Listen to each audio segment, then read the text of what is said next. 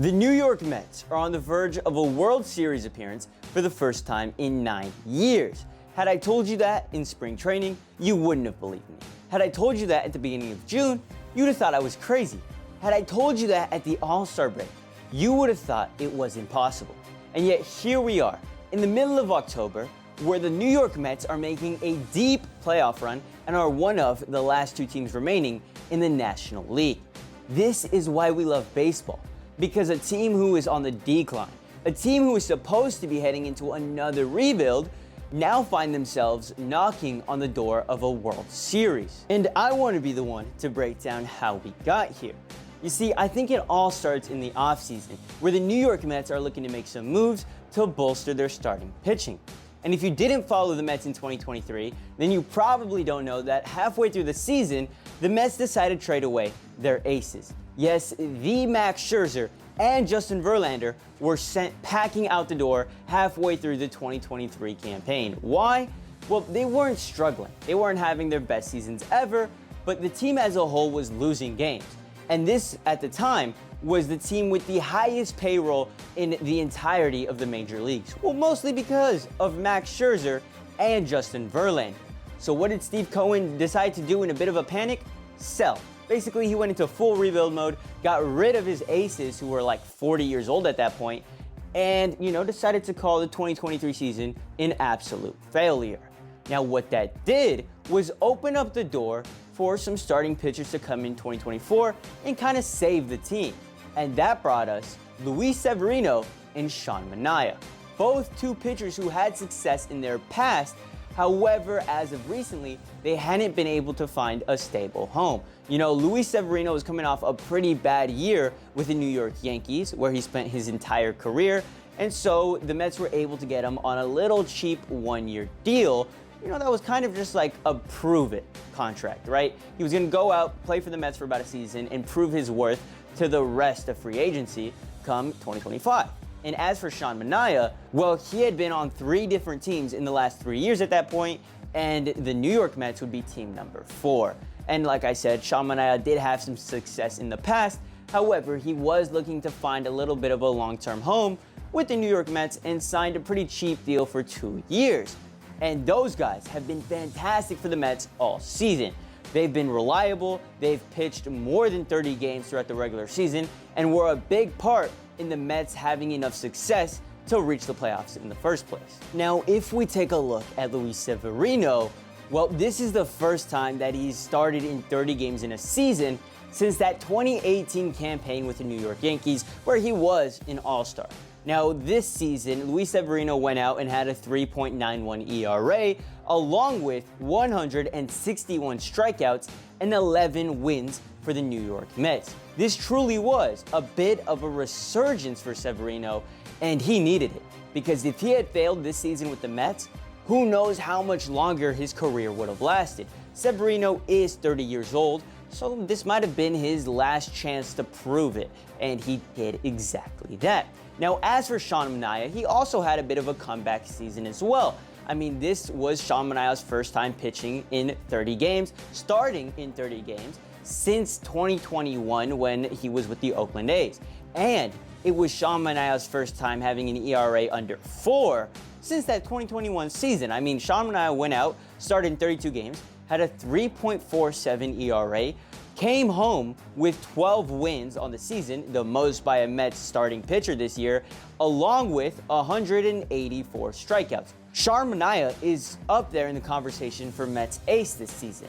Now, along with Severino and Manaea, the Mets also had a third really good starting pitcher, and that was Jose Quintana, who found himself in a bit of a similar scenario as Manaea did when he landed on the Mets. However, Quintana came a year earlier, and last season he had suffered an injury in spring training, which kept him out until the second half of the season. And by the time that Quintana joined the Mets in 2023, well, their playoff chances had basically already ended. So this was his first true season as a New York Met. And what does he do?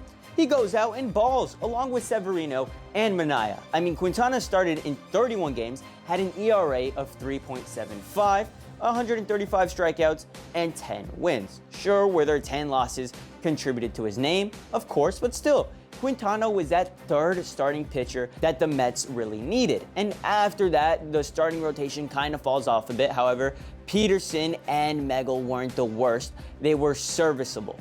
Now, as for the bullpen, wow, the Mets have themselves one hell of a bullpen. Edwin Diaz came back after missing all of last season because he was celebrating with Puerto Rico in the World Baseball Classic.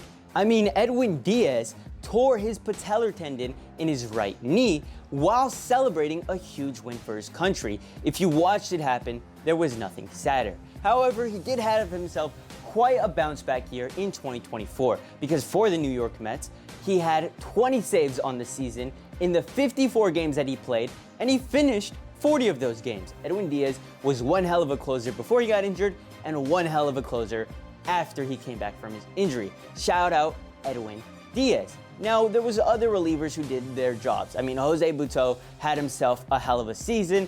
He went out, had 7 wins for, I want to say, the New York Mets, along with a 2.55 ERA. And when we talk about the playoffs, we're going to hear some of these relievers' names come up again because they have been important in this playoff run, if we're being honest. But enough about the pitching. I know there's more pitchers we could cover. Let's get to a bit of the batting side, right?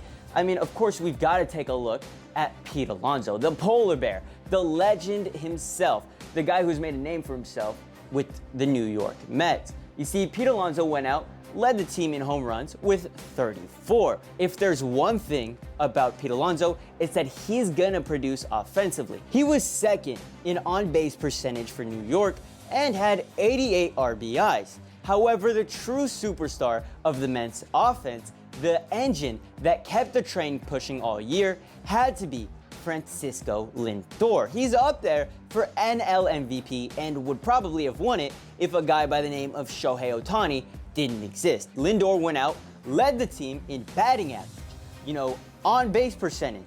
OPS was second in slugging. Francisco Lindor had 33 home runs, had the most RBIs on the team, and the most stolen bases. This year was one hell of a season for Francisco Lindor and was truly the only reason the Mets even reached that 89 win mark. And it's not like he slowed down in the playoffs either. He's having himself one hell of a playoff run. So thanks to, Francisco Lindor, Pete Alonso, and some of the veterans on this roster who have been having surprisingly good years, like a JD Martinez or Starling Marte, are the reason why the Mets are in the playoffs. But of course, we couldn't talk about the Mets and how they got into the playoffs without mentioning the final day of the regular season, which we will do in a second. But for right now, I just wanted to remind you guys to like the video and subscribe to the channel. Every subscription goes a long way and is greatly appreciated. We're on the road to 5,000 subscribers. All right, now let's get back into that final day. You see, it came down to the last day where the New York Mets had a doubleheader against the Atlanta Braves, the only games going on at the time because of some weather delays earlier in the season. And all the Mets needed to do was win one game and they were in the playoffs. However, if either team got swept, they would miss the playoffs. And we head into game one. There's a bunch of stress on this New York Mets organization. Who knows what happens to the team if they can't reach the playoffs now? And unfortunately, they do find themselves in a bit of a hole early on. After the 6th inning, the Braves are leading 3-0. But that's not where the story ends. In fact, it picks up in the 8th inning. Heading into the 8th, the Mets had been held scoreless all game. I mean, they couldn't get anything going offensively. It was kind of a tough watch. And that was because of, the Braves starting pitching. But once their starter got pulled, this offense got rolling. And they were able to rack off 6 runs in the 8th inning alone. It got started with, I want to say, an Alvarez double to left, and it didn't slow down. In fact, this offensive series went on so long that it really felt like the Braves had no momentum, no steam left in them. But in the bottom of the 8th inning, the Mets just couldn't close. Of course, in New York Mets fashion, they find a way to blow this lead. And they do it, by giving up an infield single and by allowing a double by Albies. And all of a sudden, the Braves now have the lead again. Now we're in the 9th inning. Francisco Lindor is up to the plate. There is one out. It is now or never for Francisco Lindor to save the franchise. And he sends an absolute shot to center field for 413 feet to give the Mets a 1-run lead in the 9th inning. And of course, the Mets hold on to this, and now they are in the playoffs. Now, Game 2 was a bit of a snooze fest, so we won't talk about that, but the Mets lose. Doesn't matter.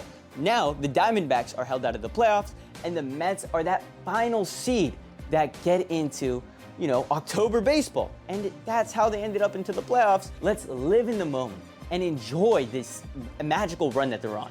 Who knows, maybe we see the crosstown rivals, the Subway Series, in the World Series, because the Yankees are also on the verge of making it. Imagine a Yankees-Mets World Series. Couldn't write a script better than that. Anyway, catch y'all later. Much love. Deuces.